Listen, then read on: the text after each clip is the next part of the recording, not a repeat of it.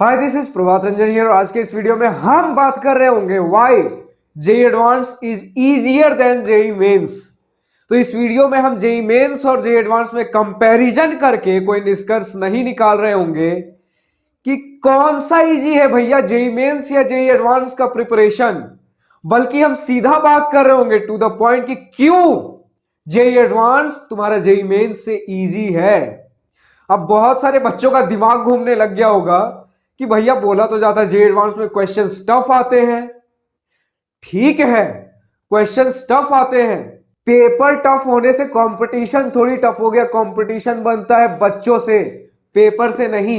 अगर JEE mains easy था तो जेई मेंस में ज्यादा नंबर लाने थे क्योंकि सभी बच्चे ज्यादा नंबर स्कोर कर पा रहे हैं। लेकिन अगर जेई एडवांस का पेपर टफ आता है तो इसमें तुम्हारा नंबर कम लाना होता है क्योंकि बच्चे तो वही हैं।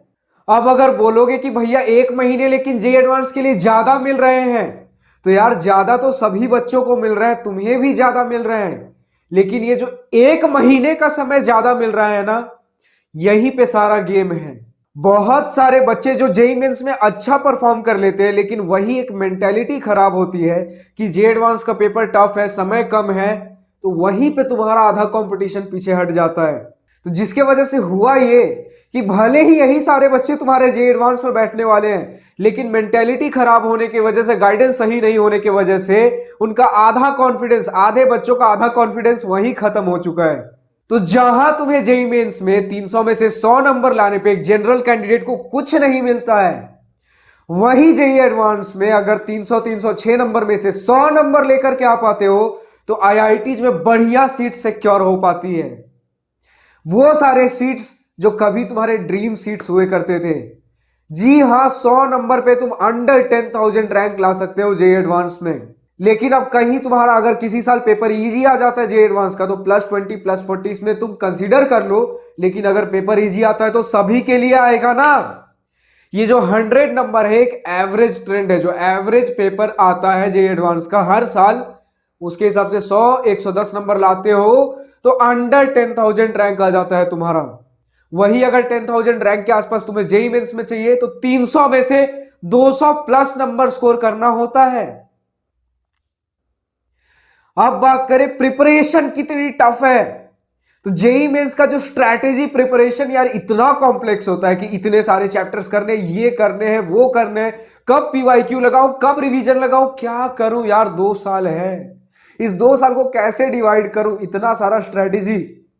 अगर मेरे चैनल को कभी विजिट किए होगे तो पता चला होगा सारा स्ट्रैटेजी जेई मेंस का है, क्योंकि स्ट्रैटेजी जेई मेंस के लिए ही चाहिए। अगर जेई एडवांस की स्ट्रैटेजी के बारे में बात करें तो इसका स्ट्रैटेजी सिर्फ 2 लाइंस में निपट सकता है। पहला लाइन होगा पीवाईक्यू, दूसरा रिवीजन। मेनली तुम्हें यहां पीवाईक्यू के ऊपर फोकस करना है। क्यों? क्योंकि कॉन्सेप्ट सारे जेई मेंस वाले रहेंगे। एक दो टॉपिक्स जेई एडवांस में एक्स्ट्रा आते हैं, लेकिन अगर उन्हें नेग्लेक्ट कर दो, मैंने क्या कहा, सिर्फ और सिर्फ 100 नंबर, यानी कि 33% सिलेबस करके जाते हो।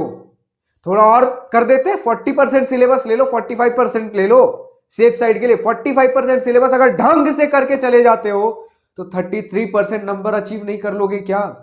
सारे सिलेबस को छोड़ दो, सिर्फ जो तुम्हारा जेई मेंस में सबसे स्ट्रॉन्ग एरिया था वैसा 45% सिलेबस पकड़ो और उसे बस रगड़ दो। उसके पीवाईक्यू कुछ नहीं करने, एक्स्ट्रा बुक्स कुछ नहीं लगाने, सिर्फ पीवाईक्यू रगड़ दो। एक महीने का समय मिलता है, दिन के 14 15 15 घंटे बैठ करके सिर्फ और सिर्फ पीवाईक्यू लगाओ उन 45% सिलेबस के।